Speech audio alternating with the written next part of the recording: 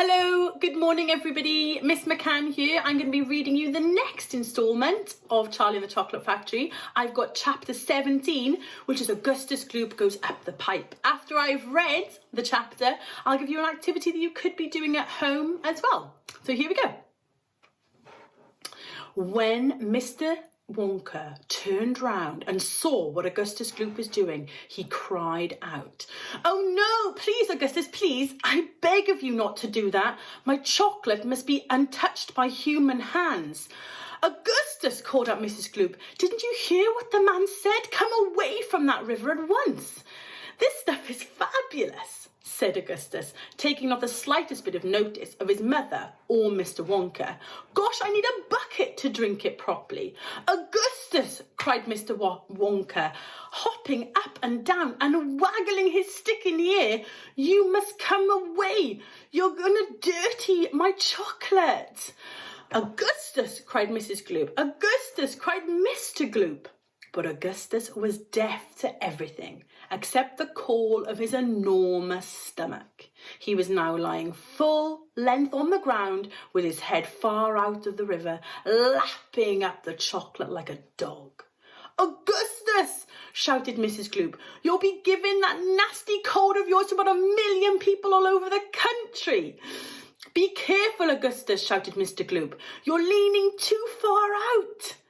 And Mr. Gloop was absolutely right, for suddenly there was a shriek and then a splash, and into the river there went Augustus Gloop, and for 1 second he had disappeared under the brown surface. "Save him!" screamed Mrs. Gloop, going white in the face and waving her umbrella about. "He'll drown, he can't swim a yard. Save him, save him!" "Good heavens, woman," said Mr. Gloop, "I'm not diving in there. I've got my best suit on." Augustus Gloop's face came up again to the surface, painted brown with chocolate. "Help, help, help," he yelled. "Fish me out." "Don't just stand there," Mrs. Gloop screamed to Mr. Gloop. "Do something." "I am doing something," said Mr. Gloop, who was now taking off his jacket and getting ready to dive into the chocolate. But while he was doing this, the wretched boy was being sucked closer and closer in towards the mouth of one of the greatest pipes that was dangling down into the river. Then all at once, the powerful suction took hold of him completely, and he was pulled under the surface and then into the mouth of the pipe. The crowd on the riverbank waited breathlessly to see where he would come out. "There he goes!" shouted somebody, pointing upwards. And sure enough, because the pipe was made of glass, Augustus Gloop could be clearly seen shooting up inside it, head first, like a torpedo. "Help! Murder! Police!" shouted Mrs. Gloop. "Augustus, come back here at once. What are you doing?" "It's a wonder to me," said Mr. Gloop, "how that pipe is big enough for him to go through it." "It isn't big enough," said Charlie Bucket. "Oh dear, look, he's slowing down." "So he is," said Grandpa Joe. "He's going to get stuck," said Charlie. "I think he is," said Grandpa Joe. "By golly, he is stuck," said Charlie. "It's his stomach that's done it," said Mr. Gloop. "He's blocked the whole pipe," said Grandpa Joe. "Smash the pipe!" yelled Mrs. Gloop, waving her umbrella. "Augustus, come out of there at once!" And the watchers below could see the chocolate swishing around the boy in the pipe, and they could see it building up behind him like a solid mass, pushing against the blockage. The pressure was terrific. Something had to give. Something did give. And that something was Augustus. Woof! Up he shot again like a bullet in the barrel of a gun. "He's disappeared!" yelled Mrs. Gloop. "Where does that pipe go to? Quick, we'll call the fire brigade." "Keep calm," cried Mr. Wonka. "Keep calm, my dear lady, keep calm. There's no danger. No danger whatsoever. Augustus has gone on a little journey, that's all. A most interesting little journey, but he'll come out of it absolutely fine. Just wait and see." "How can he possibly come out of it just fine?" snapped Mrs. Gloop. "He'd be made into marshmallows in 5 seconds. "Impossible," cried Mr. Wonka. unthinkable, inconceivable, absurd. He could never be made into marshmallows. And why not, may I ask? Shouted Mrs. Gloop. Because the pipe doesn't go anywhere near it. The pipe, the one Augustus went up in, happens to lead directly to the room where I make the most delicious kind of strawberry-flavoured chocolate-coated fudge. Then he'll be made into strawberry-flavoured chocolate fudge, screamed Mrs. Gloop. My poor Augustus. They'll be selling him by the pound all over the country tomorrow morning. Quite right, said Mr. Gloop. I know, I'm right, said Mrs. Gloop. It's beyond a joke, said Mr. Gloop. Mr. Wonka doesn't seem to think so, cried Mrs. Gloop. Just look at him. He's laughing his head off. How dare you laugh like this when my boy has just gone up the pipe, you monster, she shrieked, pointing her umbrella at Mr. Wonka as if he were going to run him through with it. You think it's a joke, do you? You think that sucking my boy up into your fudge room like that is just one big colossal joke? He'll be perfectly safe, said Mr. Wonka, giggling slightly.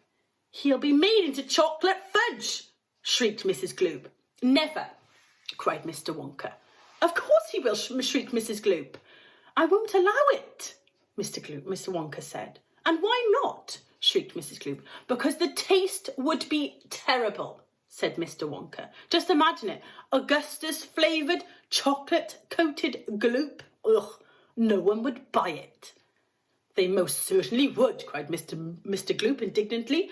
I don't think about it, shrieked Mrs. Gloop. And nor do I, said Mr. Wonka. And I do promise you, madam, that your darling boy is perfectly safe. If he's perfectly safe, then where is he? Snapped Mrs. Gloop. Lead me to him this instant. Mr. Wonka turned round and clicked his fingers sharply. Click, click, click.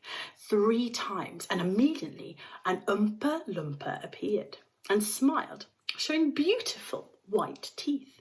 His skin was rosy white, his hair long and golden brown, and the top of his head just above the height of Mr. Wonka's knee.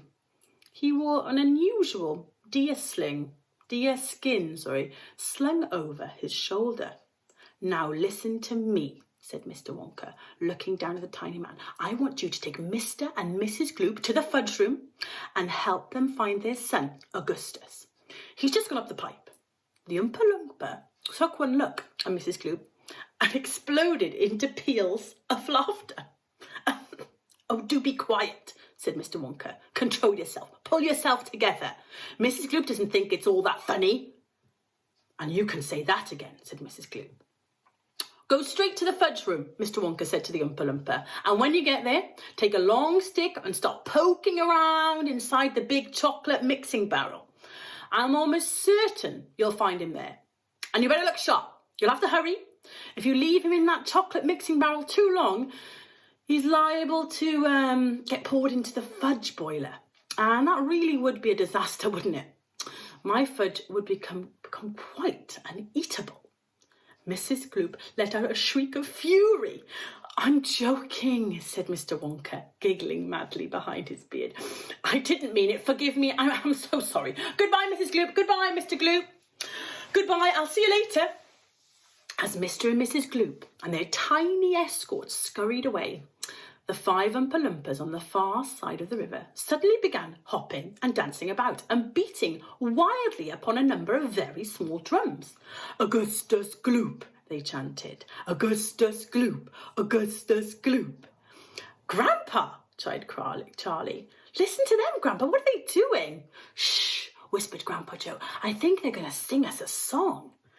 Augustus Gloop, chanted the Oompa Loompas. Augustus Gloop, Augustus Gloop, the great big greedy nincompoop. How long could we allow this beast to gorge and guzzle, feed and feast on everything he wanted to? Great Scott, it simply wouldn't do. However long this pig might live, we're positive he'd never give even the smallest bit of fun or happiness to anyone.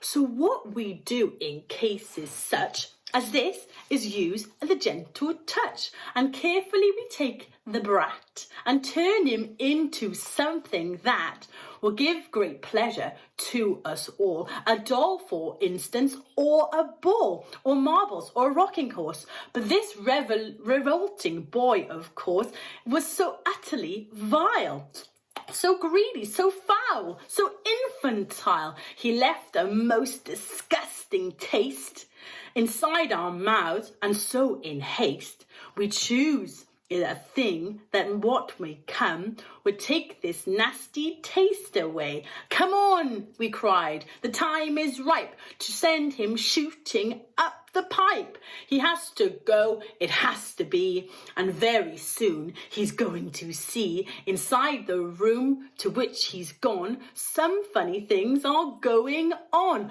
But don't, dear children, be alarmed. Augustus Gloop will not be harmed, although of course we must admit he will be altered quite a bit.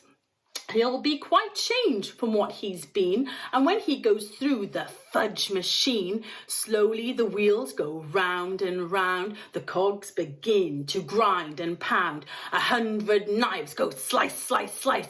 We add some sugar, cream and spice, we boil him for a minute more until we're absolutely sure that all the greed and all the gall is boiled away for once and all, and then he comes out, and now, by grace, a miracle has taken place. This boy, who only just before was loathed by men from shore to shore, his greedy brute, this louse's ear, is loved by people everywhere, and for who could hate or bear or grudge against a luscious bit of fudge.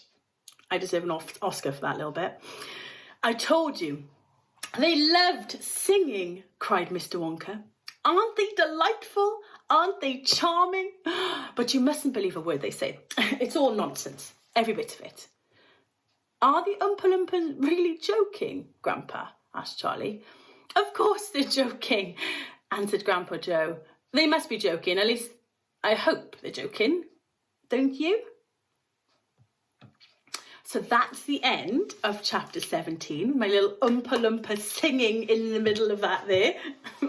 What I'd like you to do as a task today is look at different nationalities. I want you to research some different nationalities, because I'd like you to create a play script that has 2 or 3 characters from completely different nationalities to us in Great Britain. Maybe they are from Australia, maybe they're from Sri Lanka, maybe they're from Peru. What makes that character culturally, socially different and really interesting as a character? And perhaps you can create a play script about how they meet and then how those characters sort of get on, even though they're from different sides of the earth, and how they are a character that has been created out of the place that they were born. So if they're from Peru or Australia, what makes them Australian? What cultural differences do they have that make them really interesting as a person from a different country? And obviously the play script can be made up of anything that you want in terms of the setting, where it is, what they're doing, how they meet. That can be all up to you. But remember that script is how you have a person speaking. You usually have a semicolon, a colon, and then how that person is speaking. It's the dialogue, because Roald Dahl uses a lot of that direct dialogue in his speech. So I hope you enjoyed that. Thank you very much. Bye now.